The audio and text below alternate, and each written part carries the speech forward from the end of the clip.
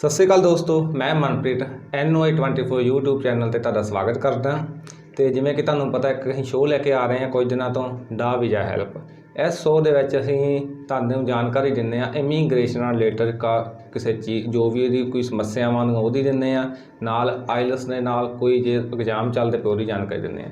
ਅਤੇ ਜਿਵੇਂ ਕਿ ਤੁਹਾਨੂੰ ਪਤਾ ਕਿ ਹਰ ਤਾਂ ਸਾਡੇ ਨਾਲ ਜੁੜਦੇ ਨੇ ਹਰ ਵਾਰ ਦੀ ਤਰ੍ਹਾਂ, ਇਸ ਵਾਰ ਵੀ ਜੁੜੇ ਨੇ ਦਿੱਲੀ ਇਮੀਗ੍ਰੇਸ਼ਨ ਸਰਵਿਸਿਜ਼ ਦਿੱਲੀ ਤੋਂ ਨਵਦੀਪ ਜੀ।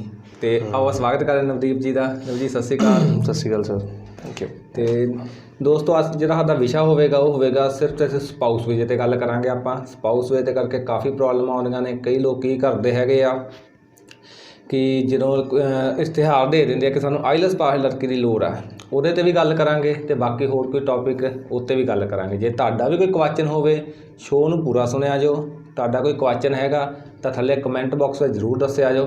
ਅਸੀਂ ਆਉਣ ਵਾਲੇ ਸਮੇਂ ਦੇ ਵਿੱਚ ਉਹਦੇ ਆਨਸਰ ਜ਼ਰੂਰ ਦੇਵਾਂਗੇ ਤੁਹਾਨੂੰ ਅਗਲੇ ਸ਼ੋਅ ਦੇ ਵਿੱਚ।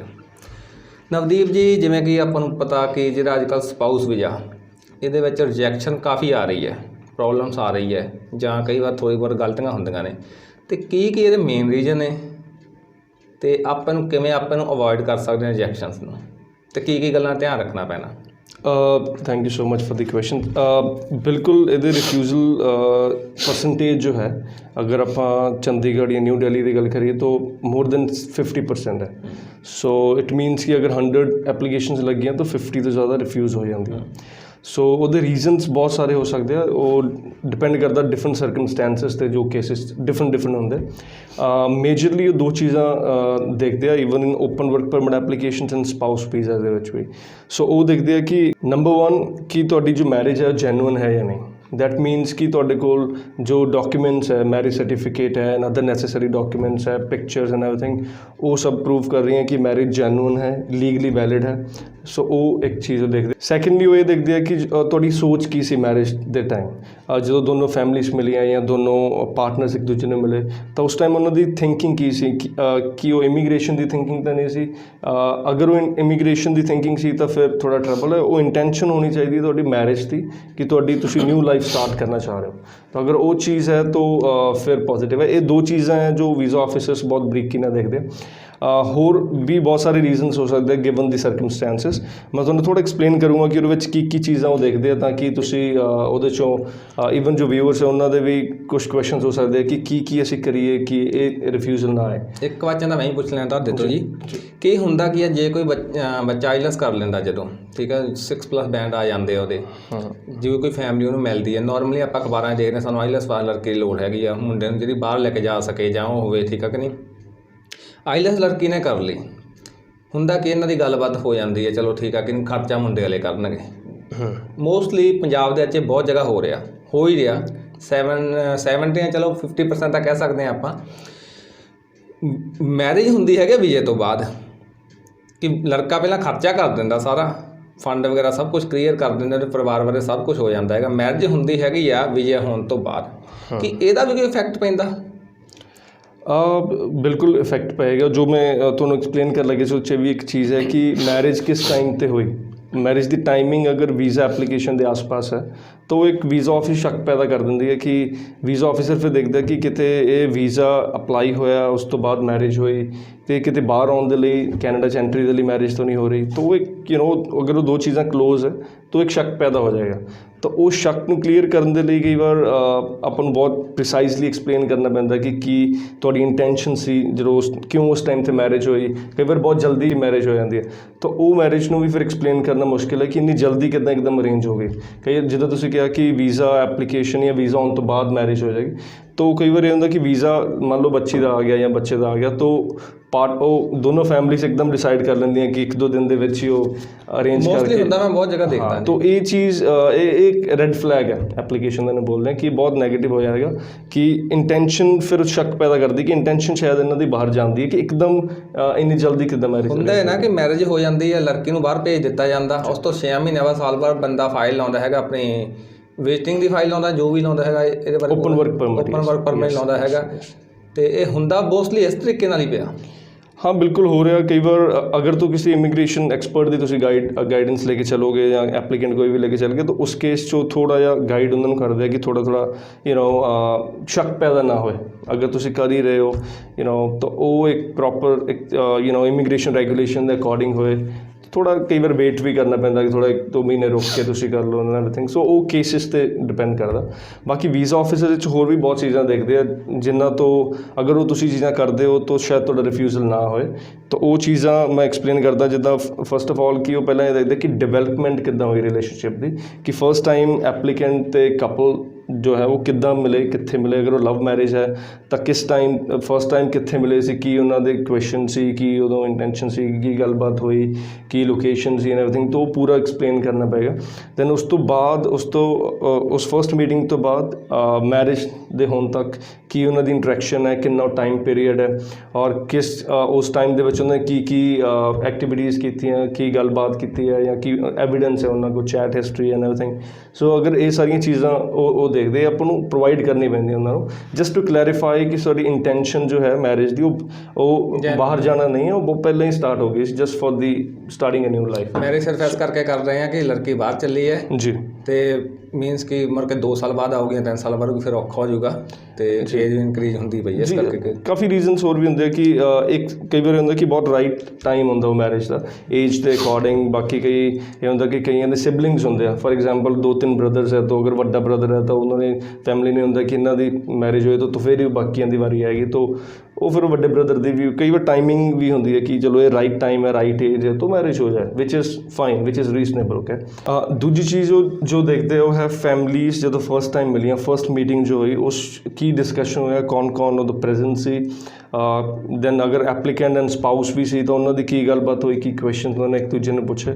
ਫॉर एग्जांपल ਨੋਰਮਲੀ ਆਪਾਂ ਪੁੱਛਦੇ ਹਾਂ ਕਿ ਕੀ ਫਿਊਚਰ ਪਲਾਨਸ ਹੈ ਕੀ ਹੌਬੀਜ਼ ਹੈ just to know each other so ਉਹ ਵੀ ਐਕਸਪਲੇਨ ਕਰਨਾ ਪਏਗਾ ਉਹ ਤੋਂ ਵੀਜ਼ਾ ਆਫਿਸਰ ਇੱਕ ਅਸੈਸ ਕਰਦੇ ਆ ਜਾਂ ਐਨਾਲਾਈਜ਼ ਕਰਦੇ ਆ ਕਿ ਕੀ ਇਹ ਮੈਰਿਜ ਦੀ ਜੋ ਪ੍ਰੋਗਰੈਸ ਹੈ ਜਾਂ ਰਿਲੇਸ਼ਨਸ਼ਿਪ ਦੀ ਜੋ ਸਟਾਰਟਿੰਗ ਐਂਡ ਪ੍ਰੋਗਰੈਸ ਹੈ ਕੀ ਉਹ ਇੰਡੀਕੇਟ ਕਰਦੀ ਕਿ ਉਹ ਜੈਨੂਇਨ ਮੈਰਿਜ ਹੈ ਜਾਂ ਨਹੀਂ ਤਾਂ ਉਹ ਬਹੁਤ ਬਰੀਕੀ ਨਾਲ ਇਹ ਚੀਜ਼ ਦੇਖਦੇ ਆ ਤਾਂ ਉਸ ਤੋਂ ਬਾਅਦ ਫਿਰ ਕਿੰਨੀ ਦੇਰ ਬਾਅਦ ਮੈਰਿਜ ਹੋਈ ਅਗਰ ਫਸਟ ਮੀਟਿੰਗ ਹੋਈ ਤਾਂ ਉਸ ਤੋਂ ਬਾਅਦ ਕੀ ਵੈਰੀਫਿਕੇਸ਼ਨ ਵਗੈਰਾ ਆਪਾਂ ਕਰਦੇ ਹਾਂ ਤਾਂ ਉਹ ਕੀਤੀ ਗਈ ਕਿ ਨਹੀਂ ਡਿਪੈਂਡਸ ਔਨ ਕੀ ਪ੍ਰੋਫਾਈਲ ਕੀ ਹੈ ਅਗਰ ਫਸਟ ਮੈਰਿਜ ਹੈ ਦੋਨਾਂ ਦੀ ਤਾਂ ਓਬਵੀਅਸਲੀ ਵੈਰੀਫਿਕੇਸ਼ਨ ਬਣਦੀ ਸੈਕਿੰਡ ਹੈ ਤਾਂ ਸ਼ਾਇਦ ਹੋਰ ਜ਼ਿਆਦਾ ਬਣਦੀ ਹੈ ਸੋ ਉਹ ਵੀ ਚੀਜ਼ ਉਹ ਐਮਫੈਸਿਸ ਉੱਤੇ ਕਰਦੇ ਆ ਕਿ ਕੀ ਉਹਨਾਂ ਨੇ ਵੈਰੀਫਿਕੇਸ਼ਨ ਕੀਤੀ ਹੈ ਜਾਂ ਨਹੀਂ ਥਰਡਲੀ ਫਿਰ ਮੈਰਿਜ ਕਿੰਨੀ ਦੇਰ ਬਾਅਦ ਹੋਈ ਫਸਟ ਮੀਟਿੰਗ ਤੋਂ ਬਾਅਦ ਜਾਂ ਇੰਗੇਜਮੈਂਟ ਹੋਈ ਤਾਂ ਉਹ ਵੀ ਉਹਦੇ ਵੀ ਪੂਰੇ ਪ੍ਰੂਫ ਆਪਾਂ ਨੂੰ ਲਾਉਣੇ ਪੈਣੇ ਐਂਡ ਮੈਰਿਜ ਦੇ ਵਿੱਚ ਫਰਦਰ ਫਿਰ ਇਹ ਦੇਖਦੇ ਆ ਕਿ ਕਿੰਨੇ ਗੈਸਟ ਪ੍ਰੈਜ਼ੈਂਟ ਸੀ ਔਰ ਮੈਰਿਜ ਦੀਆਂ ਪਿਕਚਰਸ ਦੀ ਬਹੁਤ ਜ਼ਿਆਦਾ ਇੱਕ ਇੰਪੋਰਟੈਂਸ ਹੈ ਜਿੰਨੀ ਜ਼ਿਆਦਾ ਤੋਂ ਜ਼ਿਆਦਾ ਪਿਕਚਰ ਤੁਸੀਂ ਲਗਾ ਸਕਦੇ ਹੋ ਬਹੁਤ ਜ਼ਿਆਦਾ ਲਗਾਓ ਜਿੰਨੇ ਜ਼ਿਆਦਾ ਗੈਸਟ ਉਹ 'ਚ ਦਿਖਾ ਸਕਦੇ ਆ ਜਿੰਨੇ ਜ਼ਿਆਦਾ ਰਿਚੁਅਲਸ ਜੋ ਵੀ ਪਰਫਾਰਮ ਹੋਏ ਉਹ ਸਾਰੇ ਰਿਚੁਅਲਸ ਤੁਸੀਂ ਉਹ 'ਚ ਕਵਰ ਕਰੋ ਔਰ ਇਹ ਚੀਜ਼ ਬਹੁਤ ਇੰਪੋਰਟੈਂਟ ਹੈ ਇਨਕਲੂਡਿੰਗ ਦੀ ਮੈਰਿਜ ਸਰਟੀਫਿਕੇਟ ਤੁਸੀਂ ਬਿਲਕੁਲ ਲਗਾਓਗੇ ਜੋ ਆਪਣੇ ਟੈਂਪਲ ਜਾਂ ਗੁਰਦੁਆਰਾ ਸਾਹਿਬ ਤੋਂ ਤੁਹਾਨੂੰ ਸਰਟੀਫਿਕੇਟ ਮਿਲਿਆ ਤਾਂ ਉਹ ਵੀ ਤੁਸੀਂ ਬਿਲਕੁਲ ਹੀ ਉਹਦੇ ਨਾਲ ਲਾਉਣਾ ਪਏਗਾ तो ये जो चीज़ है सेकंड स्टेप पे आ जाएगी कि मैरिज कितना हुई और इंटेंशन की सी फर्स्ट टाइम जो मीटिंग हुई उस तो नेक्स्ट है कि what has happened after the marriage उन्होंने बोलते कोहैबिटेशन पीरियड सो मैरिज होने तो बाद किन्ने टाइम बाद जो स्पाउस है या एप्लीकेंट है जो इस टाइम वो वीज़ा अप्लाई कर रहा है और वो रिलेशनशिप बहुत इंपॉर्टेंट है कितनी देर मैरिज होने तो बाद इमीडिएटली एप्लीकेंट एंड स्पाउस इकट्ठे रहे एज अ कपल और जिन्नी देर वो इकट्ठे रहे 1 महीना 2 महीना जिन्ने भी मतलब कई तो 4-5 दिन रहते हैं हाँ तो उस टाइम ਦੇ ਵਿੱਚ उन्होंने किस तरह बिहेव किया एज अ कपल बिहेव किया सोसाइटी एट लार्ज अगर वो गए अगर कोई उन्होंने मैरिज फंक्शन या कोई भी गैदरिंग अटेंड की है तो या जो भी शॉपिंग करने गए तो वो सारे एविडेंस चाहिए कोई बाहर डिनर करने गए लंच करने गए तो वो सारे एविडेंस उस चीज़ के पिक्चर्स एंड इंक्लूडिंग एवरीथिंग जो भी नैसेसरी डॉक्यूमेंट्स है लाइक तुसी बिल्स जो भी तुहाडे कोल एविडेंस है तो वो उस टाइम नू कवर करते हो चाहिए ये चीज़ भी बहुत इंपॉर्टेंट है तो ये डॉक्यूमेंट्स उस पीरियड नू असीं बोलते हैं कोहैबिटेशन तो जिन्ने ज़्यादा प्रूफ तुसी उस चीज़ दे लगाओगे including pictures and everything that will be positive तो एक ये भी है कि आफ्टर मैरिज का जो पीरियड है वो भी वीज़ा ऑफिसर नू हैल्प करता असैस करने विच कि एग्जैक्टली मैरिज जैनुअन है या नहीं क्योंकि ऑफिसर देखता है कि ਐਜ਼ ਅ ਕਪਲ ਉਹ ਦੋਨੋਂ ਕਿੱਦਾਂ ਬਿਹੇਵ ਕਰ ਰਿਹਾ। ਤਾਂ ਜਿੰਨੀ ਜ਼ਿਆਦਾ ਉਹ ਪੀਰੀਅਡ ਹੋਏਗਾ ਉਨਾ ਜ਼ਿਆਦਾ ਵੀਜ਼ਾ ਆਫਿਸਰ ਨੂੰ ਟਾਈਮ ਮਿਲੇਗਾ ਅਸੈਸ ਕਰਨ ਦਾ ਕਿ ਮੈਰਿਜ ਜੈਨੂਅਨ ਹੈ ਜਾਂ ਨਹੀਂ। ਫੋਰਥ ਹੈ ਕਿ what is happening right now, ਇਸ ਟਾਈਮ ਕੀ ਚੱਲ ਰਿਹਾ, ਕਿੱਦਾਂ ਉਹਨਾਂ ਦੀ ਗੱਲਬਾਤ ਹੋ ਰਹੀ ਹੈ। ਅਗਰ ਉਹ ਚੈਟ ਕਰ ਰਿਹਾ ਜਾਂ ਵੀਡੀਓ ਕਾਲਸ ਕਰ ਰਿਹਾ ਤਾਂ ਉਹ ਸਾਰੀ ਸਕਰੀਨ ਸ਼ਾਟਸ ਆਪਾਂ ਨੂੰ ਚਾਹੀਦੇ ਆ। ਔਰ ਕਿੰਨੀ ਕੁ ਨੌਲੇਜ ਹੈ ਉਹਨਾਂ ਨੂੰ ਇੱਕ ਦੂਜੇ ਦੀ ਐਕਸਟੈਂਡਡ ਫੈਮਿਲੀਜ਼ ਦੀ, ਇਹ ਵੀ ਬਹੁਤ ਇੰਪੋਰਟੈਂਟ ਹੈ। ਡੇਲੀ ਰੂਟੀਨ ਦੀ ਕਿੰਨੀ ਕੁ ਨੌਲੇਜ ਹੈ। ਅਗਰ ਇੰਟਰਵਿਊਜ਼ ਕੁਐਸਚਨਸ ਵੀਜ਼ਾ ਆਫਿਸਰ ਪੁੱਛਦੇ ਆ ਕਿ ਡੇਲੀ ਰੂਟੀਨ ਕੀ ਹੈ, ਕੀ ਸਬਜੈਕਟਸ ਹੈ, ਕੀ ਕਲਾਸਿਸ ਹੈ, ਸਪਾਊਸ ਪੜ੍ਹ ਰਹੇ ਨੇ ਐਵਰੀਥਿੰਗ, ਤਾਂ ਉਹ ਪੂਰੀ ਨੌਲੇਜ ਇੱਕ ਜੈਨੂਅਨ ਕਪਲ ਦੇ ਵਿੱਚ ਇਨਫੋਰਮੇਸ਼ਨ ਸ਼ੇਅਰਿੰਗ ਹਮੇਸ਼ਾ ਹੁੰਦੀ ਹੈ। ਸੋ ਬੀਇੰਗ ਅ ਸਪਾਊਸ ਔਰ ਬੀਇੰਗ ਐਨ ਐਪਲੀਕੈਂਟ, ਤੁਹਾਨੂੰ ਆਪਣੇ ਪਾਰਟਨਰ ਦੀ ਪੂਰੀ ਨੌਲੇਜ ਹੋਣੀ ਚਾਹੀਦੀ ਹੈ ਕਿ ਕੀ ਉਹ ਚੱਲ ਰਿਹਾ, ਕੀ ਉਹਦੀ ਪ੍ਰੈਫਰੈਂਸ ਹੈ, ਕੀ ਉਹ ਕਿਸ ਟਾਈਮ 'ਤੇ ਕਰ ਰਿਹਾ, ਕਿੱਥੋਂ ਗਰੋਸਰੀ ਸ਼ਾਪਿੰਗ ਕਰ ਰਿਹਾ, ਮਤਲਬ ਇੱਦਾਂ ਦੇ ਵੀ ਕਈ ਕੁਐਸਚਨ ਪੁੱਛਦੇ ਆ। ਸੋ ਇਹ ਫੋਰਥ ਚੀਜ਼ ਹੈ। ਇਹਦੇ ਬਾਰੇ ਵੀ ਜਿੰਨੇ ਡਾਕੂਮੈਂਟਸ ਆਪਾਂ ਜ਼ਿਆਦਾ ਲਗਾਵਾਂਗੇ ਜਾਂ ਜਿੰਨੀ ਪ੍ਰੈਪਰੇਸ਼ਨ, ਜਿੰਨੀ ਐਕਸਪਲੇਨੇਸ਼ਨ ਦੇਵਾਂਗੇ, so that will be better. So ਇਹ 4 ਬੇਸਿਕਲੀ ਪੈਰਾਮੀਟਰਸ ਹੈ। ਅਗਰ ਇਹਨਾਂ 4 ਦੇ ਜਿੰਨੇ ਜ਼ਿਆਦਾ ਡਾਕੂਮੈਂਟ ਤੁਸੀਂ ਦੇ ਦਿਓਗੇ ਉਹ ਇੰਪੋਰਟੈਂਟ ਹੈ। ਬਟ ਅਗਰ ਸਾਰੇ ਐਵੀਡੈਂਸ ਤੁਹਾਡੇ ਕੋਲ ਹਰ ਸਟੇਜ ਦੇ ਹੈ, before marriage and cohabitation period and ਅੱਜ ਦੀ ਡੇਟ ਦੇ, ਤਾਂ ਇਹ ਸਾਰੇ ਐਵੀਡੈਂਸ ਹੈ ਵੀ ਤਾਂ ਵੀ ਤੁਹਾਨੂੰ ਬਹੁਤ ਜ਼ਰੂਰਤ ਹੈ ਕਿ ਤੁਸੀਂ ਐਕਸਪਲੇਨ ਕਰ ਪਾਓ ਵੀਜ਼ਾ ਆਫਿਸਰ ਨੂੰ ਪ੍ਰੀਸਾਈਜ਼ਲੀ ਕਿ ਤੁਹਾਡੀ ਸਟੋਰੀ ਕੀ ਹੈ। ਤੋ ਸਟੋਰੀ ਨੂੰ ਪ੍ਰੈਜ਼ੈਂਟ ਕਰਨਾ ਵੀਜ਼ਾ ਆਫਿਸਰ ਨੂੰ ਤਾਂ ਕਿ ਉਹ ਜੋ ਰੈਗੂਲੇਸ਼ਨਸ ਫੋਲੋ ਕਰ ਰਹੇ ਆ ਉਹਦੇ ਸਿੰਕ ਦੇ ਵਿੱਚ ਤੁਹਾਡੀ ਸਟੋਰੀ ਹੋਏ। ਸੋ ਇਹਦੇ ਲਈ ਤੁਹਾਨੂੰ ਪਰਹੈਪਸ ਤੁਸੀਂ ਖੁਦ ਵੀ ਕਰ ਸਕਦੇ ਹੋ if you are aware about all the regulations. ਨਹੀਂ ਤਾਂ ਤੁਸੀਂ ਇਮੀਗ੍ਰੇਸ਼ਨ ਕੰਸਲਟੈਂਟ ਦੀ ਐਡਵਾਈਸ ਲੈ ਲਓ, ਹੈਲਪ ਨਹੀਂ ਲੈਣੀ ਤਾਂ ਐਡਵਾਈਸ ਲੈ ਲਓ, ਦੈਟਸ ਵੈਰੀ ਇੰਪੋਰਟੈਂਟ, ਤਾਂ ਕਿ ਤੁਸੀਂ ਮਿਸਟੇਕ ਨਾ ਕਰੋ। ਕਿਉਂਕਿ ਵੀਜ਼ਾ ਆਫਿਸਰ ਜੋ ਇੰਟਰਵਿਊਜ਼ ਦੀ ਆਪਾਂ ਗੱਲ ਕਰਦੇ ਹਾਂ ਕਿ ਇੰਟਰਵਿਊ ਆ ਗਿਆ, ਇੰਟਰਵਿਊ ਅਟੈਂਡ ਕਰਨਾ ਸਭ ਨੂੰ ਮੁਸ਼ਕਿਲ ਲੱਗਦਾ। ਮੈਨੂੰ ਇੰਟਰਵਿਊ ਆ ਗਿਆ ਤਾਂ ਇਟ ਬਿਕਮਸ ਵੈਰੀ ਡਿਫੀਕਲਟ। ਉਹਦੇ ਲਈ ਅਗਰ ਤੁਸੀਂ ਓਬਵੀਅਸਲੀ ਇਹ ਵੀ ਦੇਖਦੇ ਕਿ ਤੁਸੀਂ ਕਿੱਦਾਂ ਆਨਸਰ ਕਰ ਰਹੇ ਹੋ, ਕਿ ਸਟ੍ਰੇਟ ਫਾਰਵਰਡ ਆਨਸਰਸ ਆ ਰਹੇ ਜਾਂ ਤੁਸੀਂ ਨਰਵਸ ਹੋ ਰਹੇ ਹੋ, ਉਹ ਬੋਡੀ ਲੈਂਗੁਏਜ ਵੀ ਬਹੁਤ ਚੀਜ਼ ਦੱਸਦੀ ਹੈ। ਤਾਂ ਉਹ ਸਾਰੀ ਚੀਜ਼ ਵੀਜ਼ਾ ਆਫਿਸਰ ਨੋਟ ਕਰਦਾ। ਸੋ ਇੰਟਰਵਿਊ ਤੋਂ ਵੀ ਬਚਣ ਦੇ ਲਈ ਬੈਟਰ ਇਹ ਕਿ ਤੁਸੀਂ ਐਕਸਪਲੇਨ ਉਹ ਸਾਰੀ ਚੀਜ਼ ਕਰੋ। ਸਰਟੀਫਿਕੇਟਸ ਵਿੱਚ ਯਾਨੀ ਕਿ ਡਾਕੂਮੈਂਟਸ ਵਿੱਚ ਜਿੰਨਾ ਜ਼ਿਆਦਾ ਹੋ ਸਕੇ ਉੱਤੇ ਧਿਆਨ ਦਿੱਤਾ ਜਾਵੇ। ਜੀ, ਐਵੀਡੈਂਸ ਤੁਹਾਡੇ ਕੋਲ ਸਾਰੇ ਆ, ਤੁਸੀਂ ਲੈ ਲਏ, ਬਟ ਉਹਨੂੰ ਐਕਸਪਲੇਨ ਕਿੱਦਾਂ ਕਰਨਾ ਵੀਜ਼ਾ ਆਫਿਸਰ ਨੂੰ, ਤਾਂ ਕਿ ਦੇਖੋ ਇਹ ਹੁੰਦਾ ਕਿ ਬਹੁਤ ਸਾਰੇ ਐਵੀਡੈਂਸ ਫॉर ਐਗਜ਼ਾਮਪਲ ਮੇਰੇ ਕੋਲ ਹੈ, ਸੋ ਮੇਰੇ ਕੋਲ ਪੂਰਾ ਕੇਸ ਹੈ, ਆਈ ਅੰਡਰਸਟੈਂਡ ਦੀ ਸਰਕਮਸਟੈਂਸਿਸ। ਉਹ ਸਰਕਮਸਟੈਂਸਿਸ ਨੂੰ ਲੈ ਕੇ ਕਈ ਵਾਰ ਵੀਜ਼ਾ ਆਫਿਸਰ ਦੇ ਮਾਈਂਡ 'ਚ ਕੁਐਸਚਨਸ ਆ ਸਕਦੇ ਆ। ਹੋ ਸਕਦਾ ਕਿ marriage date and visa date ਆਸ-ਪਾਸ ਹੋਏ, ਹੋ ਸਕਦਾ ਉਹਨਾਂ ਨੂੰ ਲੱਗਿਆ ਕਿ ਫਸਟ ਮੀਟਿੰਗ ਤੋਂ ਬਾਅਦ ਇੱਕਦਮ ਮੈਰਿਜ ਹੋ ਗਈ, ਹੈਸਟੀ ਮੈਰਿਜ। ਸੋ ਉੱਥੇ ਕੁਛ ਕੁਐਸਚਨਸ ਹੁੰਦੇ ਆ ਕਿ ਇੰਨੀ ਜਲਦੀ ਕਿਵੇਂ ਹੋ ਗਿਆ, ਇਹ ਵੀਜ਼ਾ ਆਫਿਸਰ ਦਾ ਕੁਐਸਚਨ ਹੋ ਸਕਦਾ। ਅਗਰ ਉਹਨੂੰ ਪ੍ਰੋਐਕਟਿਵਲੀ ਪ੍ਰੈਡਿਕਟ ਕਰ ਲੈ ਵੀਜ਼ਾ ਇਮੀਗ੍ਰੇਸ਼ਨ ਕੰਸਲਟੈਂਟ ਜਾਂ ਤੁਸੀਂ ਖੁਦ ਅਗਰ ਕਰ ਰਹੇ ਹੋ, ਤਾਂ ਉਹਦੇ ਆਨਸਰ ਅਗਰ ਤੁਸੀਂ ਐਕਸਪਲੇਨੇਸ਼ਨ 'ਚ ਦਿਓਗੇ ਕਿ ਇਹ ਇਸ ਲਈ ਹੋਇਆ ਜਾਂ ਇੱਦਾਂ, ਤਾਂ ਫਿਰ ਉਹ ਇੰਟਰਵਿਊ ਦੀ ਨੌਬਤ ਹੀ ਨਹੀਂ ਆਏਗੀ, ਤਾਂ ਉਹ ਸਿੱਧਾ ਅਪਰੂਵਲ ਤੁਹਾਡਾ ਹੋ ਜਾਏਗਾ। ਯੈਸ, ਸਹੀ ਗੱਲ ਹੈ ਜੀ ਤੁਹਾਡੀ। ਅਤੇ ਨਵਦੀਪ ਜੀ, ਇਹ ਚੀਜ਼ ਹੁੰਦੀ ਹੈ ਕਿ ਵੀਡੀਓ ਕਾਲਿੰਗ 'ਤੇ ਗੱਲ ਹੁੰਦੀ ਹੈ। ਕਈ ਵਾਰ ਕੀ ਹੁੰਦਾ ਕਿ ਬੱਚਾ ਜੋ ਲੜਕੀ ਹੁੰਦੀ ਹੈਗੀ ਬਾਹਰ ਗਈ ਹੈ ਜਾਂ ਲੜਕਾ ਹੁੰਦਾ ਹੈਗਾ, ਇੰਨਾ ਟਾਈਮ ਨਹੀਂ ਹੁੰਦਾ ਕਿ ਗੱਲ ਕਰ ਪਾਵੇ। ਇੱਕ ਤਾਂ ਉਹਨੇ ਕਲਾਸਾਂ ਲਗਾਉਣੀਆਂ ਹੁੰਦੀਆਂ, ਮੀਨਸ ਮੇਰੇ ਕਲਾਸਾਂ ਵੀ ਕਾਫੀ ਹੁੰਦੀਆਂ ਨੇ। ਦੂਜੀ ਗੱਲ, ਉਹਨੇ ਮੇਨਲੀ ਕੰਮ 'ਤੇ ਵੀ ਕਰਨਾ ਹੁੰਦਾ। ਕੰਮ ਵੀ ਕਰਨਾ ਜ਼ਰੂਰੀ ਹੈ, ਤੁਹਾਨੂੰ ਵੀ ਪਤਾ, ਜੇ ਬੱਚਾ ਬਾਹਰ ਗਿਆ ਤਾਂ ਕੰਮ ਨੋਰਮਲ ਗੱਲ ਹੈ, ਕੰਮ ਕਰਨ ਲਈ ਗਿਆ। ਕਈ ਵਾਰ ਟਾਈਮ ਹੀ ਨਹੀਂ ਮਿਲਦਾ ਗਾ, ਫਿਰ ਉਹਨੂੰ ਆਪਾਂ ਕਿਵੇਂ ਕਰ ਸਕਦੇ ਹਾਂ ਜੀ? ਦੇਖੋ, ਵੀਜ਼ਾ ਆਫਿਸਰ ਨੇ ਡੈਫੀਨੇਟਲੀ ਦੇਖਣਾ ਕਿ ਤੁਹਾਡੀ ਗੱਲਬਾਤ ਹੋ ਰਹੀ ਹੈ ਜਾਂ ਨਹੀਂ, ਫਰੀਕੁਐਂਸੀ ਕੀ ਹੈ ਜਾਂ ਕਿੱਦਾਂ ਦਾ ਰਿਲੇਸ਼ਨ ਹੈ।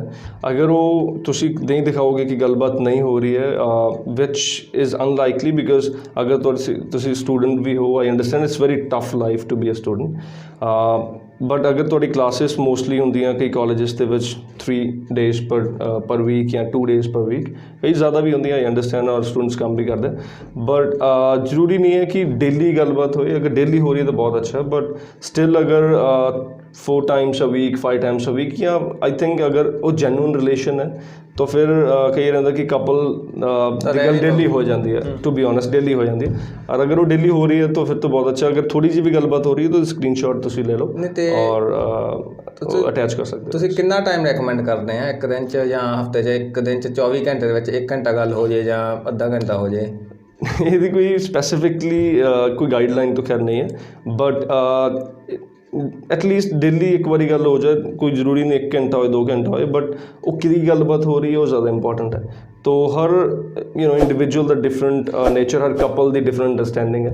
सो इट विल डिपेंड। कई बार जो चैट स्क्रीनशॉट्स आप देने वो पढ़ते कई बार ਤੋ ਉਹਨਾਂ ਨੂੰ ਕਈ ਵਾਰ ਜੋ ਚੈਟ ਸਕਰੀਨਸ਼ਾਟਸ ਆਪਾਂ ਦਿੰਦੇ ਹਾਂ ਉਹਦੀ ਪੂਰੀ ਉਹਨਾਂ ਨੂੰ ਐਨਾਲਾਈਜ਼ ਅੱਛੀ ਤਰ੍ਹਾਂ ਕਰਦੇ ਆ, ਉਹ ਦੇਖਦੇ ਆ ਕਿ ਕਿੱਦਾਂ ਦੀ ਗੱਲਬਾਤ ਹੋ ਰਹੀ ਹੈ। ਕਈ ਵਾਰ because I love studying cases, ਤੋਂ ਮੈਂ ਉਹਦੇ 'ਚ ਕਈ ਵਾਰ ਦੇਖਦਾ ਕਿ ਉਹ ਚੈਟ ਹਿਸਟਰੀ ਨੂੰ ਪੜ੍ਹ ਕੇ ਵੀ, ਚੈਟ ਟਰਾਂਸਕ੍ਰਿਪਟਸ ਨੂੰ ਪੜ੍ਹ ਕੇ ਵੀ ਉਹ ਦੇਖਦੇ ਆ ਕਿ ਗੱਲਬਾਤ ਲੜਾਈ ਹੋ ਰਹੀ ਹੈਗੀ ਯਾਰ ਤੋ ਇਹ ਚੀਜ਼ ਵੀ ਉਹ ਨੋਟਿਸ ਕਰਦੇ ਆ ਔਰ ਫਿਰ ਡਿਸੀਜ਼ਨ ਫਿਰ ਉਸ ਨਹੀਂ, ਪਰ ਗੱਲ ਇਹ ਨਾ ਕਿ ਇਹ ਤਾਂ ਨਾਰਮਲ ਗੱਲ ਆ ਨਵਦੀਪ ਜੀ। ਹੁਣ ਜੇ ਕੋਈ ਬੰਦਾ ਕਪਲਸ ਦੇ ਵਿੱਚ ਥੋੜ੍ਹੇ ਮੋਟੇ ਝਗੜਾ ਹੁੰਦਾ ਹੀ ਹੈ, ਅਤੇ ਹੁਣ ਇਹ ਚੀਜ਼ ਨੂੰ ਅਵੋਇਡ ਵੀ ਨਹੀਂ ਕਰ ਸਕਦੇ ਜ਼ਿਆਦਾ ਗੱਲ ਮੈਸੇਜ, ਕਿਉਂਕਿ ਪਤਾ ਕੀ ਗੱਲ, ਜਦੋਂ ਕੋਈ ਗੱਲਬਾਤ ਹੁੰਦੀ ਹੈ ਕਪਲਸ ਦੇ, ਭਾਵੇਂ 2-4 ਦਿਨਾਂ ਬਾਅਦ ਥੋੜ੍ਹਾ ਬਹੁਤ ਹੋ ਹੀ ਜਾਂਦਾ, ਉਹ 'ਚ ਇਹ ਹੁੰਦਾ ਹੈ ਕਿ ਉਹ ਚੀਜ਼ ਗੱਲਬਾਤ ਕਰਕੇ ਨਹੀਂ ਸੋਲਵ ਕਰਦੇ, ਮੈਸੇਜਿੰਗ ਹੀ ਜ਼ਿਆਦਾ ਕਰਦੇ ਆ।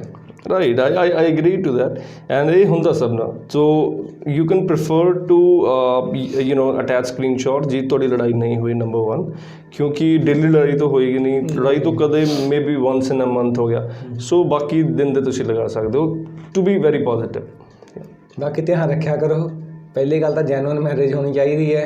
ਦੂਜੀ ਗੱਲ, ਅੱਜ ਕੱਲ੍ਹ ਕਈ ਪੇਪਰ ਮੈਰਿਜ ਕਰਵਾ ਕੇ ਵੀ ਜਾ ਰਹੇ ਨੇ ਜੀ, ਉਹਦਾ ਫਿਰ ਕਿਉਂਕਿ ਜੇ ਬਾਈ ਚਾਂਸ ਉਹਨਾਂ ਦਾ ਵੀਜ਼ਾ ਮਿਲ ਵੀ ਜਾਂਦਾ ਹੈ, ਬਾਅਦ 'ਚ ਕਈ ਵਾਰ ਡਿਵੋਰਸ ਵੀ ਬਹੁਤ ਜਲਦੀ ਲੈ ਲੈਂਦੇ ਨੇ, ਉਹਦਾ ਕੋਈ ਨੈਗੇਟਿਵ ਇਫੈਕਟ? ਦੇਖੋ ਉਹਦਾ ਨੈਗੇਟਿਵ ਇੰਪੈਕਟ ਜੋ ਹੋਏਗਾ ਉਹ ਉਦੋਂ ਹੋਏਗਾ ਜਦੋਂ ਨੈਕਸਟ ਐਪਲੀਕੇਸ਼ਨ ਕਰਨਗੇ। ਫॉर एग्जांपल ਕੋਈ ਐਪਲੀਕੈਂਟ ਇੱਥੋਂ ਵੀਜ਼ਾ ਲੈ ਕੇ ਚਲਾ ਗਿਆ Canada, maybe permanent resident case ਸੀ ਔਰ ਪਰਮਾਨੈਂਟ ਰੈਜ਼ੀਡੈਂਟ ਹੋ ਗਿਆ, ਬਹੁਤ ਜ਼ਿਆਦਾ ਹੁੰਦਾ ਵੀ। ਔਰ ਉਸ ਤੋਂ ਬਾਅਦ ਜਦੋਂ ਸੈਕਿੰਡ ਮੈਰਿਜ ਹੋਏਗੀ ਫਿਰ ਉਹ ਸਪੋਂਸਰ ਕਰੇਗਾ ਜਦੋਂ ਆਪਣੇ ਸਪਾਊਸ ਨੂੰ ਇੰਡੀਆ ਤੋਂ ਜਾਂ ਕਿਸੇ ਹੋਰ ਕੰਟਰੀ ਤੋਂ ਉਸ ਟਾਈਮ ਫਿਰ ਵੀਜ਼ਾ ਆਫਿਸਰ ਫਿਰ ਦੇਖੇਗਾ ਕਿ ਜਿੱਦਾਂ ਮੈਂ ਕਿਹਾ ਕਿ ਕਈ ਵਾਰ ਹੁੰਦਾ ਕਿ ਤੁਸੀਂ ਹੇਸਟੀ ਡਿਸੀਜ਼ਨ ਲੈ ਲੈਂਦੇ ਹੋ। ਮਤਲਬ ਫॉर एग्जांपल ਤੁਹਾਡੀ ਫਰਸਟ ਮੀਟਿੰਗ ਹੋਈ, ਮੋਸਟਲੀ ਜੋ ਕੇਸਿਸ ਮੈਂ ਸਟੱਡੀ ਕੀਤੇ ਉਹ 'ਚ ਹੈ ਕਿ ਜੋ ਲੈਟਸ ਸੇ ਕੈਨੇਡੀਅਨ ਸਿਟੀਜ਼ਨ ਆ ਉਹ ਇੰਡੀਆ ਆਏ ਕਿਸੇ ਰਿਲੇਟਿਵ ਦੀ ਮੈਰਿਜ 'ਤੇ ਜਾਂ ਕਿਸੇ ਹੋਰ ਅਟੈਂਡ ਕਰਨ ਦੇ ਲਈ ਕੋਈ ਗੈਦਰਿੰਗ ਇਨ ਸਮਥਿੰਗ, ਸੋ ਉਹਦੇ 'ਚ ਉਹ ਆਪਣੇ ਸਪਾਊਸ ਨੂੰ ਮਿਲੇ ਔਰ ਕੁਛ ਦਿਨਾਂ ਬਾਅਦ ਹੀ ਉਹਨਾਂ ਦੀ ਰੋਕਾ ਸੈਰੇਮਨੀ ਔਰ ਮੈਰਿਜ, ਸੋ ਇਹ ਬਹੁਤ ਜਲਦੀ ਹੋ ਜਾਂਦਾ। ਤਾਂ ਵੀਜ਼ਾ ਆਫਿਸਰ ਫਿਰ ਇਹ ਦੇਖਦੇ ਆ ਕਿ ਕਿਉਂਕਿ ਇਸ ਐਪਲੀਕੈਂਟ ਦੀ ਪਹਿਲਾਂ ਇੱਕ ਮੈਰਿਜ ਹੋਈ ਹੈ, ਡਿਵੋਰਸ ਹੋਇਆ, तो जो सेकंड टाइम डिसीजन है वो तुसी होर ज़्यादा कॉशियसली लोगे, थोड़ा और सोच समझ के लोगे ताकि ज़्यादा दोबारा ना हो, राइट। सो अगर वो जल्दी हो जाएगा तो फिर वो एक फिर रेड फ्लैग है कि ये डाइवोर्स तो बाद भी गलती हो रही है, तो दिस इज़ समथिंग सस्पिशियस। तो फिर ਉਹਨੂੰ ਉਸ ਤਰੀਕੇ ਨਾਲ ਦੇਖਦੇ। ਨਵਰੀਤ ਵੀ ਅੱਜ ਕੱਲ੍ਹ ਆਪਾਂ ਅਖਬਾਰਾਂ 'ਚ ਬਹੁਤ ਦੇਖਦੇ ਹਾਂ ਕਿ ਕਈ ਵਾਰ ਕੀ ਹੁੰਦਾ ਕਿ ਮੋਸਟਲੀ ਕਈ ਮਹੀਨੇ 'ਚ 2-4 ਵਾਰ ਖਬਰ ਆਉਂਦੀ ਹੈ ਕਿ ਲੜਕਾ ਇੱਕ ਅਖਬਾਰ ਦੇ ਸਾਹਮਣੇ ਵੀ ਦੱਸਦਾ ਕਿ ਮੇਰੀ ਇੱਕ ਲੜਕੀ ਨਾਲ ਮੈਰਿਜ ਹੋਈ, ਬਾਹਰੋਂ ਆਈ ਜਾਂ ਬਾਹਰ ਗਈ, ਉਹ ਪੈਸਾ ਮੈਂ ਸਾਰਾ ਲਗਾਇਆ ਅਤੇ ਅਮਰੀਕ ਨੇ ਮੈਨੂੰ ਬੁਲਾਇਆ ਨਹੀਂ ਗਾ, ਜਾਂ ਉਹਨੇ ਦੁਬਾਰਾ ਉੱਥੇ ਆ ਕੇ ਮੈਰਿਜ ਕਰ ਲਈ। ਇਹ ਕੋਈ ਹੱਲ ਹੋ ਸਕਦਾ ਇਹਦਾ ਕੋਈ ਉਹਨਾਂ ਬੰਦਿਆਂ ਲਈ ਕੋਈ, ਜਾਂ ਐਵੇਂ ਹੋਇਆ ਤਾਂ ਇਹ ਨਾ ਕਿ ਖਰਚਾ ਸਾਰਾ ਬੰਦੇ ਨੇ ਕੀਤਾ, ਲੜਕੀ ਬਾਹਰ ਚਲੀ ਗਈ ਅਤੇ ਬਾਹਰ ਵਿੱਚ ਜਾ ਕੇ ਯਾਨੀ ਕਿ ਉਹਨੇ ਬੁਲਾਇਆ ਨਹੀਂ ਗਾ। देखो ये डिपेंड करता है कि ਸਰਕਮਸਟੈਂਸਿਸ 'ਤੇ ਕੀ ਸਰਕਮਸਟੈਂਸਿਸ ਹੈ ਕੇਸ 'ਤੇ। ਅੰਡਰਸਟੈਂਡ ਇਹ ਬਹੁਤ ਸਟੋਰੀਜ਼ ਸਾਹਮਣੇ ਆ ਰਹੀਆਂ, but it depends on circumstances ਕਿ ਕੀ ਸਪੈਸੀਫਿਕਲੀ ਸਰਕਮਸਟੈਂਸਿਸ ਹੈ ਉਸ ਕੇਸ ਦੇ। ਮੋਸਟਲੀ ਇਹ 'ਚ ਇਹ ਹੁੰਦਾ ਕਿ ਅਗਰ ਐਪਲੀਕੈਂਟ ਨੇ ਜਦੋਂ ਵੀਜ਼ਾ ਅਪਲਾਈ ਕੀਤਾ ਸੀ ਉਹ ਸਿੰਗਲ ਸੀ, ਐਂਡ ਜਦੋਂ ਉਹ ਏਅਰਪੋਰਟ 'ਤੇ ਗਈ ਤਾਂ ਓਬਵੀਅਸਲੀ ਮੈਰਿਜ ਉਹਨਾਂ ਦੀ ਪਹਿਲਾਂ ਹੀ ਹੋ ਗਈ ਹੋਏਗੀ ਆਫਟਰ ਵੀਜ਼ਾ ਜਾਂ ਆਫਟਰ ਦੀ ਐਪਲੀਕੇਸ਼ਨ ਸਬਮਿਸ਼ਨ। ਤਾਂ ਉਹਨਾਂ ਨੂੰ ਏਅਰਪੋਰਟ 'ਤੇ ਜਾ ਕੇ ਦੱਸਣਾ ਪਏਗਾ ਕਿ ਉਹ ਮੈਰਿਡ ਨੇ, ਉਹਨਾਂ ਦਾ ਮੈਰਿਟਲ ਸਟੇਟਸ ਚੇਂਜਡ ਹੈ, ਉਹ ਉਹਨਾਂ ਦੀ ਰਿਸਪੋਂਸਿਬਿਲਿਟੀ ਹੈ। ਅਗਰ ਉਹ ਉੱਥੇ ਮਿਸ ਕਰਦੇ ਆ ਤੋ ਈਵਨ ਇੱਕ ਕਾਲਰ ਦੀ ਥੋੜ੍ਹੇ ਦਿਨ ਪਹਿਲਾਂ ਵੀ ਕਾਲ ਆਇਆ ਸੀ, ਉਹ ਉੱਥੇ ਮਿਸ ਕਰ ਗਏ, ਉਹਨਾਂ ਨੇ ਇਨਫੋਰਮ ਨਹੀਂ ਕੀਤਾ ਇਮੀਗ੍ਰੇਸ਼ਨ ਨੂੰ ਕਿ ਉਹਨਾਂ ਦੀ ਮੈਰਿਜ ਹੋਈ ਹੈ, ਬਟ ਫਰਦਰ ਜਾ ਕੇ ਉਹਨਾਂ ਨੇ ਆਪਣੇ ਬੈਂਕ ਰੈਕਰਡਸ ਦੇ ਵਿੱਚ ਜਾਂ ਆਪਣੇ ਸਿਨ ਨੰਬਰ ਜਾਂ ਆਪਣੇ ਕਾਲਜ ਦੇ ਵਿੱਚ ਅਪਡੇਟ ਕਰਤਾ ਕਿ ਉਹ ਮੈਰਿਡ ਹੈ। ਸੋ ਇੱਕ ਮਿਸਟੇਕ ਤਾਂ ਹੋਈ ਹੈ ਕਿਉਂਕਿ ਵੋਲੰਟੀਅਰਲੀ ਤੁਸੀਂ ਉਹਨਾਂ ਨੂੰ ਇਨਫੋਰਮੇਸ਼ਨ ਦੇਣੀ ਹੁੰਦੀ ਹੈ ਇਮੀਗ੍ਰੇਸ਼ਨ ਨੂੰ, ਜੋ ਵੀ ਤੁਹਾਡਾ ਸਟੇਟਸ ਚੇਂਜ ਹੋ ਗਿਆ ਜਾਂ ਕੋਈ ਬੇਬੀ ਹੋ ਰਿਹਾ ਜਾਂ ਜੋ ਵੀ ਫੈਮਿਲੀ ਚੇਂਜਸ ਹੁੰਦੇ ਆ ਕੰਪੋਜੀਸ਼ਨ 'ਚ, ਸੋ ਉਹ ਤਾਂ ਉਹਨਾਂ ਨੇ ਨਹੀਂ ਦੱਸਿਆ। ਸੋ ਨੈਕਸਟ ਇਹ ਹੈ ਕਿ ਆਪਣਾ ਜੋ ਐਜ਼ ਐਪਲੀਕੈਂਟ ਤੁਹਾਡੇ ਫਰਜ਼ ਬਣਦਾ ਉਹ ਇਹੀ ਹੈ ਕਿ ਤੁਸੀਂ ਇਨਫੋਰਮੇਸ਼ਨ ਐਮਬੈਸੀ ਨੂੰ ਦੇ ਦਿਓ ਐਜ਼ ਸੂਨ ਐਜ਼ ਪੋਸੀਬਲ, ਜਦੋਂ ਵੀ ਤੁਸੀਂ ਦੇ ਸਕਦੇ ਹੋ। ਸੋ ਜਦੋਂ ਉਹ ਇਕਨੋਲੇਜ ਕਰਦੇ ਆ ਉਸ ਤੋਂ ਬਾਅਦ ਤੁਸੀਂ ਆਪਣਾ ਨੈਕਸਟ ਸਟੈਪ ਕੋਈ ਲੈ ਸਕਦੇ ਹੋ ਜਾਂ ਨੈਕਸਟ ਵੀਜ਼ਾ ਐਪਲੀਕੇਸ਼ਨ ਦਾ ਐਵਰੀਥਿੰਗ। ਜੋ ਤੁਹਾਡਾ ਦੂਜਾ ਮੇਨ ਕੁਐਸਚਨ ਹੈ ਕਿ ਅਗਰ ਜੋ ਸਟੋਰੀ ਸਾਹਮਣੇ ਆ ਰਹੀਆਂ ਉਹਦਾ ਕੀ ਸੋਲਿਊਸ਼ਨ ਹੈ, ਸੋ ਦੇਖੋ ਉਹਦੇ 'ਚ ਬੈਸਟ ਇਹ ਹੋ ਸਕਦਾ ਕਿ ਤੁਸੀਂ ਇਮੀਗ੍ਰੇਸ਼ਨ ਨੂੰ ਇਨਫੋਰਮ ਕਰ ਦਿਓ ਕਿ ਜੋ ਵੀ ਤੁਹਾਡੇ ਨਾਲ ਕੇਸ ਹੋਇਆ। ਫਸਟ ਆਫ ਆਲ ਤੁਸੀਂ ਆਪਣੇ ਲੋਕਲ ਪੁਲਿਸ ਸਟੇਸ਼ਨ 'ਚ ਕੰਪਲੇਂਟ ਕਰੋ ਕਿ ਜੋ ਵੀ ਤੁਹਾਡੀ ਲਾਸ ਹੈ, ਜੋ ਵੀ ਤੁਹਾਡਾ ਕੰਪਲੇਂਟ ਹੈ ਉਹ ਤੁਸੀਂ ਉੱਥੇ ਕਰ ਦਿਓ। And then for you can also drop an email to the immigration, ਇੱਧਰ ਦਿੱਲੀ ਨਿਊ ਦਿੱਲੀ ਇਮੀਗ੍ਰੇਸ਼ਨ ਨੂੰ ਕਰ ਸਕਦੇ ਹੋ ਜਾਂ ਜੋ ਵੀ ਜਿੱਥੇ ਵੀ ਕੇਸ ਪ੍ਰੋਸੈਸ ਹੋਇਆ ਐਜ਼ ਪਰ ਯੂਰ ਨੌਲੇਜ, ਤਾਂ ਤੁਸੀਂ ਉਸ ਇਮੀਗ੍ਰੇਸ਼ਨ ਨੂੰ ਇੱਕ ਪੂਰੀ ਕੇਸ ਆਪਣਾ ਲਿਖ ਕੇ ਦੇ ਦਿਓ। ਜੋ ਫਰਦਰ ਐਕਸ਼ਨ ਲੈਣਗੇ ਉਹ ਆਪਣੇ ਲਾਅ ਦੇ ਅਕੋਰਡਿੰਗ ਉਹ ਲੈਣਗੇ, ਬਟ ਤੁਹਾਡਾ ਜੋ ਫਰਜ਼ ਹੈ ਤੁਸੀਂ ਉਹਨਾਂ ਨੂੰ ਇਨਫੋਰਮੇਸ਼ਨ ਤੁਸੀਂ ਉਹਨਾਂ ਨੂੰ ਇਨਫੋਰਮੇਸ਼ਨ ਬਿਲਕੁਲ ਦੇ ਦਿਓ। ਤੇ ਹੋ ਸਕਦਾ ਕਿ ਉਹ ਰਿਪੋਰਟ ਵੀ ਕਰ ਦੇਣ, ਕਿਉਂਕਿ ਇੱਕ ਇਹ ਧੋਖਾਧੜੀ ਦਾ ਮਾਮਲਾ ਇੱਕ ਹਿਸਾਬ ਨਾਲ। ਹਾਂ ਬਿਲਕੁਲ, ਉਹ ਪਰ ਦੋਨਾਂ ਦੇ ਕੇਸ ਹੈ, ਇਕੱਲਾ ਇੱਕ ਨਹੀਂ। ਜੇ ਤੁਸੀਂ ਕਹੋ ਕਿ ਅਸੀਂ ਬਚ ਜਾਵਾਂਗੇ ਕਿਉਂਕਿ ਪੈਸਾ ਤੁਸੀਂ ਲਗਾਇਆ, ਮੈਰਿਜ ਜੈਨੂਅਨ ਨਹੀਂ ਸੀਗੀ। ਤੋ ਬਹੁਤ ਸਾਰੀਆਂ ਚੀਜ਼ਾਂ 'ਚ, ਬਟ ਉਹ depends on the circumstances again. But ਤੁਹਾਡਾ ਫਰਜ਼ ਇਹ ਹੈ ਕਿ ਤੁਸੀਂ ਇਮੀਗ੍ਰੇਸ਼ਨ ਨੂੰ ਇਨਫੋਰਮ ਕਰ ਦਿਓ, that's best you can do. First of all ਲੇਕਿਨ ਪੁਲਿਸ ਨੂੰ ਕੰਪਲੇਂਟ ਕਰੋ, ਦੈਟਸ ਦੀ ਫੋਰ। ਨਵਦੀਪ ਜੀ, ਜਿਵੇਂ ਤੁਸੀਂ ਦੱਸਿਆ, ਕਈ ਵਾਰ ਇਹ ਹੁੰਦਾ ਕਿ ਲੜਕੀ ਪਹਿਲਾਂ ਚਲੀ ਜਾਂਦੀ ਹੈ, 2-3 ਮਹੀਨਿਆਂ ਬਾਅਦ, 4 ਮਹੀਨਿਆਂ ਬਾਅਦ ਜਾਂ 6 ਮਹੀਨਿਆਂ ਬਾਅਦ ਵਾਪਸ ਆਉਂਦੀ ਹੈ। ਘਰ ਦੇ ਫੋਰਸ ਕਰਦੇ ਕਿ ਹਾਂਜੀ ਮੈਰਿਜ ਕਰ ਲਓ। ਮੈਰਿਜ ਹੋ ਜਾਂਦੀ ਉਹਨਾਂ ਦੀ, ਉਸ ਤੋਂ ਬਾਅਦ ਕਿੰਨੇ ਕੁ ਟਾਈਮ ਬਾਅਦ ਉਹਨੂੰ ਐਪਲੀਕੇਸ਼ਨ ਲਗਾਉਣੀ ਚਾਹੀਦੀ ਹੈ? ਦੇਖੋ ਇਹ ਅਗੇਨ ਆਪਾਂ ਥਰਡ ਪੁਆਇੰਟ 'ਤੇ ਆ ਗਏ, cohabitation. So what happens after the marriage. So ਜਿੱਦਾਂ ਮੈਂ ਕਿਹਾ ਕਿ ਇਹ ਜੋ ਪੀਰੀਅਡ ਹੈ ਆਫਟਰ ਦੀ ਮੈਰਿਜ, ਇਹ ਬਹੁਤ ਜ਼ਿਆਦਾ ਇੰਪੋਰਟੈਂਟ ਹੈ ਵੀਜ਼ਾ ਆਫਿਸਰ ਨੂੰ ਐਨਾਲਾਈਜ਼ ਕਰਨ ਦੇ ਲਈ ਕਿ ਮੈਰਿਜ ਜੈਨੂਅਨ ਹੈ ਜਾਂ ਨਹੀਂ। ਸੋ ਕਿੰਨੀ ਦੇਰ ਬਾਅਦ, ਜਿੰਨਾ ਜ਼ਿਆਦਾ ਤੁਸੀਂ ਦੇਰ ਬਾਅਦ ਲਗਾਓਗੇ ਉਨਾ ਅੱਛਾ, ਬਟ ਐਟਲੀਸਟ 3-4 months 5 months ਤੋਂ ਹੋਣਾ ਚਾਹੀਦਾ, to be honest. 3-4-5 months 4-5 months would be sufficient, ਕਿਉਂਕਿ ਉਹ ਉਸ ਟਾਈਮ ਦੇ ਵਿੱਚ ਜੋ ਤੁਸੀਂ ਐਜ਼ ਅ ਕਪਲ ਬਿਹੇਵ ਕਰੋਗੇ, ਅਗਰ ਤੁਸੀਂ ਇੰਡੀਆ 'ਚ ਇਕੱਠੇ ਰਹੇ ਹੋ 1-2 ਮਹੀਨੇ ਜਾਂ 3 ਮਹੀਨੇ, ਤਾਂ ਉਸ ਟਾਈਮ 'ਚ ਤੁਸੀਂ ਕਿਸੇ ਕੋਈ ਵੈਡਿੰਗ ਅਟੈਂਡ ਕਰੋਗੇ ਜਾਂ ਕਿਸੇ ਪਬਲਿਕ ਗੈਦਰਿੰਗ 'ਚ ਤੁਸੀਂ ਵਿਜ਼ਿਟ ਕਰੋਗੇ ਜਾਂ ਅਟੈਂਡ ਕਰੋਗੇ। ਸੋ ਉਹ ਸ਼ੋ ਕਰਦਾ ਕਿ ਤੁਸੀਂ as a couple you are accepted in the society at large. So ਉਹ ਇੱਕ ਪੋਜ਼ੀਟਿਵ ਫੈਕਟਰ ਹੈ। ਤੋ ਔਰ ਹੋਰ ਵੀ ਜੋ ਤੁਸੀਂ ਐਕਟੀਵਿਟੀਜ਼ ਕਰ ਰਹੇ ਹੋ, ਕਿ ਰਿਲੇਟਿਵਸ ਨੂੰ ਵਿਜ਼ਿਟ ਕਰ ਰਹੇ ਹੋ, ਐਂਡ ਆਲ ਸੋਰਟ ਆਫ ਕੋਈ ਸ਼ਾਪਿੰਗ ਕਰ ਰਹੇ ਨੇ ਐਵਰੀਥਿੰਗ, ਤਾਂ ਉਹ ਪ੍ਰੂਫ ਵੀ ਉਹਦੇ ਨਾਲ ਹੋਣੇ ਬੰਦ ਹੈ। ਸੋ ਉਹ ਇਹ ਚੀਜ਼ ਬਹੁਤ ਇੰਪੋਰਟੈਂਟ ਹੈ। ਯੈਸ। ਅਤੇ ਨਵਦੀਪ ਜੀ, ਕਈ ਜੋ ਕਪਲਸ ਨੇ ਉਹ ਯਾਨੀ ਕਿ ਵਿਦਆਊਟ ਮੈਰਿਜ ਇਕੱਠੇ ਰਹਿ ਰਹੇ ਹੁੰਦੇ ਨੇ ਲਿਵਿੰਗ ਰਿਲੇਸ਼ਨ ਵਿੱਚ, ਉਹਦੇ 'ਚ ਕਹਿੰਦਾ ਮੈਰਿਜ ਸਰਟੀਫਿਕੇਟ ਨਹੀਂ ਬਣਾਉਂਦੇ ਗੇ, ਉਹਨਾਂ ਲਈ ਫਿਰ ਜੋ ਹੋਟਲਸ ਦੇ ਬਿੱਲ ਵਗੈਰਾ ਹੈਗਾ ਜਾਂ ਹੋਰ ਹੈਗੇ ਉਹ ਵੀ ਚੱਲ ਜਾਂਦੇ ਇਹ 'ਚ, ਕਿ ਮੈਰਿਜ ਸਰਟੀਫਿਕੇਟ ਇੰਪੋਰਟੈਂਟ ਪਾਰਟ ਹੈਗਾ ਇਸ ਚੀਜ਼ ਦਾ? ਨਹੀਂ ਦੇਖੋ, ਇਹ ਆਈ ਥਿੰਕ ਇੱਕ ਡਿਫਰੈਂਟ ਕੈਟੇਗਰੀ ਹੈ, ਠੀਕ ਹੈ। ਇਹ ਕਿਉਂਕਿ ਮੈਰਿਡ ਨਹੀਂ ਹੈ ਐਪਲੀਕੈਂਟਸ, ਔਰ ਅਗਰ ਮੈਰਿਡ ਨਹੀਂ ਹੈ ਤਾਂ ਇੱਕ ਡਿਫਰੈਂਟ ਕੈਟੇਗਰੀ ਹੈ, ਉਹਨਾਂ ਨੂੰ ਉਹਦੇ ਅੰਡਰ ਹੀ ਵੀਜ਼ਾ ਅਪਲਾਈ ਕਰਨਾ ਪਏਗਾ। ਉਹਨੂੰ ਕੰਜੂਗਲ ਪਾਰਟਨਰਸ ਬੋਲਦੇ ਆ, ਜਾਂ ਦੇਖਣਾ ਪਏਗਾ ਕੀ ਸਰਕਮਸਟੈਂਸਿਸ ਹੈ, ਉਹਦੇ ਅਕੋਰਡਿੰਗ ਉਹਨਾਂ ਨੂੰ ਡਿਫਰੈਂਟ ਕੈਟੇਗਰੀ ਦੇ ਅੰਡਰ ਅਪਲਾਈ ਕਰਨਾ ਪਏਗਾ। ਦੇਰ ਆਰ ਪਾਲਿਸੀਜ਼ ਜੋ ਫੋਲੋ ਕਰਨੀ ਪੈਣਗੀਆਂ, ਬਟ ਉਹ ਕਰ ਸਕਦੇ। ਯੈਸ। ਹੁਣ ਕਈ ਵਾਰ ਇਹ ਹੁੰਦਾ ਕਿ ਜੋ ਮੈਰਿਜ ਹੋ ਜਾ, ਮੈਰਿਜ ਮੀਨਸ ਕਿ ਲੜਕਾ ਲੜਕੀ ਰਹਿ ਰਹੇ ਹੁੰਦੇ ਆ, ਪਰ ਉਹਨਾਂ ਦੇ ਘਰ ਦੇ ਨਹੀਂ ਮੰਨਦੇ ਗੇ, ਜਿਹਦੇ ਕਰਕੇ ਮੈਰਿਜ ਸਰਟੀਫਿਕੇਟ ਬਣਾਉਣ 'ਚ ਪ੍ਰੋਬਲਮ ਆ ਜਾਂਦੀ ਆ। ਮੋਸਟਲੀ ਇਹ ਗੱਲਾਂ ਹਰਿਆਣੇ 'ਚ ਹੁੰਦੀਆਂ ਜ਼ਿਆਦਾ, ਉਹਨਾਂ ਕਿਲਿਆਂ ਸੁਣਿਆ ਹੋਊਗਾ ਤੁਸੀਂ। ਉਹਦਾ ਫਿਰ ਕਿਵੇਂ ਆ ਕਿ ਬੰਦੇ ਨੇ ਜੇ ਬਾਹਰ ਜਾਣਾ ਚਾਹੁੰਦੇ ਆ, ਇੱਕ ਤਾਂ ਉਹਨਾਂ ਜਾਣ ਦਾ ਖਤਰਾ ਇੰਡੀਆ 'ਚ, ਆਈ ਅੰਡਰਸਟੈਂਡ, ਠੀਕ ਹੈ ਕਿ ਨਹੀਂ? ਅਤੇ ਦੂਜੀ ਗੱਲ, ਉਹ ਫਿਰ ਜਿਵੇਂ ਚਲੋ ਠੀਕ ਹੈ ਮੈਰਿਜ ਉਹਨਾਂ ਨੇ ਕਿਸੇ ਨੋਰਮਲ, ਜਿਵੇਂ ਆਪਾਂ ਕਹਿ ਦਈਏ ਚਲੋ ਕੋਰਟ ਮੈਰਿਜ ਵੀ ਹੋ ਜਾਂਦੀ ਹੈ, ਜਾਂ ਕਈ ਵਾਰ ਹਾਲਾਤ ਕੁਛ ਇਹੋ ਜਿਹੇ ਹੋ ਜਾਂਦੇ ਕੋਰਟ ਮੈਰਿਜ ਵੀ ਨਹੀਂ ਕਰਾ ਪਾਉਂਦੇ ਗੇ, ਸਰਟੀਫਿਕੇਟ ਨਹੀਂ ਬਣਦਾ ਹੈਗਾ, ਉਹਦਾ ਵੀ ਕੋਈ ਹੈ ਸਲਿਊਸ਼ਨ ਕੋਈ ਇਮੀਗ੍ਰੇਸ਼ਨ? ਕਿ ਜੀ, ਗ੍ਰੇਟ ਕੁਐਸਚਨ ਹੈ। ਵੁੱਡ ਸੇ ਆਪਾਂ ਇੱਕ ਐਗਜ਼ਾਮਪਲ ਲੈਂਦੇ ਹਾਂ, ਲੈਟਸ ਸੇ ਕਿ ਲਵ ਮੈਰਿਜ ਹੈ, ਔਰ ਕਈ ਵਾਰ ਲਵ ਮੈਰਿਜ ਇੰਟਰਕਾਸਟ ਹੁੰਦੀ ਹੈ, ਕੰਪੈਟੇਬਿਲਿਟੀ ਇਸ਼ੂਜ਼ ਆ ਜਾਂਦੇ ਆ, ਰਿਲੀਜਨਸ ਵੀ ਅਲੱਗ ਅਲੱਗ ਹੋ ਜਾਂਦੇ ਆ, ਇੰਟਰਕਾਸਟ। ਐਂਡ ਉਹਦੇ 'ਚ ਫਿਰ ਇਹ ਹੈ ਕਿ ਤੁਸੀਂ ਕਿਹਾ ਕਿ ਰਿਲੀਜਨਸ ਵੀ ਡਿਫਰੈਂਟ ਹੁੰਦੇ ਆ, ਬਿਲਕੁਲ। ਐਂਡ ਉਹਦੇ 'ਚ ਇਹ ਹੁੰਦਾ ਕਿ ਕਈ ਵਾਰ ਪੇਰੈਂਟਸ ਐਗਰੀ ਨਹੀਂ ਕਰਦੇ ਹਨ, ਕਈ ਵਾਰ ਆਪਾਂ ਦੇਖਦੇ ਹਾਂ ਕਿ ਕੋਰਟ ਮੈਰਿਜ ਹੋ ਜਾਏਗੀ ਔਰ ਉਹ 'ਚ ਪੇਰੈਂਟਸ ਦੀ ਸਪੋਰਟ ਨਹੀਂ ਹੈ। ਸੋ ਇਹ ਵੀ ਕੇਸਿਸ ਬਹੁਤ ਜ਼ਿਆਦਾ ਹੈ, ਔਰ ਉਸ ਕੇਸ ਦੇ ਵਿੱਚ ਇਹ ਹੁੰਦਾ ਕਿ ਕਿਉਂਕਿ ਤੁਹਾਨੂੰ ਜਿੱਦਾਂ ਮੈਰਿਜ ਦੇ ਵਿੱਚ ਆਪਾਂ ਸ਼ੋਅ ਕਰਦੇ ਹਾਂ ਕਿ ਆਪਾਂ ਨੂੰ support and family and everything, so ਇਹਦੇ 'ਚ ਆਪਾਂ ਨੂੰ ਕਰਨਾ ਪਏਗਾ ਕਿ ਜੋ ਵੀ ਤੁਹਾਡੇ ਜਦੋਂ ਤੁਹਾਡੀ ਰਿਲੇਸ਼ਨਸ਼ਿਪ ਸ਼ੁਰੂ ਹੋਈ ਉਸ ਟਾਈਮ ਤੋਂ ਲੈ ਕੇ ਮੈਰਿਜ ਤੱਕ, ਨੰਬਰ 1 ਉਸ ਟਾਈਮ ਤੱਕ ਕੌਣ ਹੋਰ ਤੁਹਾਡੀ ਰਿਲੇਸ਼ਨ ਬਾਰੇ ਜਾਣਦਾ ਹੈ, ਤਾਂ ਕੋਈ ਤੁਹਾਡੇ ਫਰੈਂਡਸ ਹੈ, ਕਾਮਨ ਫਰੈਂਡਸ ਹੈ, ਠੀਕ ਹੈ, ਉਹਨਾਂ ਦੇ ਐਫੀਡੇਵਿਟਸ ਤੁਹਾਨੂੰ ਨਾਲ ਲਗਾਉਣੇ ਪੈਣਗੇ ਕਿ ਉਹ ਕਨਫਰਮ ਕਰਨ ਕਿ ਤੁਹਾਡੀ ਐਕਚੁਅਲ ਰਿਲੇਸ਼ਨਸ਼ਿਪ ਸੀ, number 1। So chat history and everything ਤੋਂ ਉਹ ਤਾਂ ਲੱਗੇਗਾ ਹੀ, but in addition to that ਜਿੰਨੇ ਹੋਰ ਲੋਕ ਇਹ ਇੰਡੋਰਸ ਕਰ ਸਕਦੇ ਤੁਹਾਡੀ ਰਿਲੇਸ਼ਨਸ਼ਿਪ ਨੂੰ, that's gonna be positive, that will be required. Social media accounts ਵੀ ਈਮੇਲਸ ਕੀ ਆਦਾਨ ਪ੍ਰਦਾਨ ਹੋਏ ਆ, ਹਾਂਜੀ, ਉਹ ਸਾਰੀ ਚੀਜ਼ ਕਵਰ ਕਰਕੇ at the time of marriage court marriage ਹੋ ਜਾਏਗੀ, ਨੋ ਪ੍ਰੋਬਲਮ, ਉਹ ਹੁੰਦੀ ਹੈ, ਇਟ ਇਜ਼ ਐਕਸੈਪਟੇਬਲ।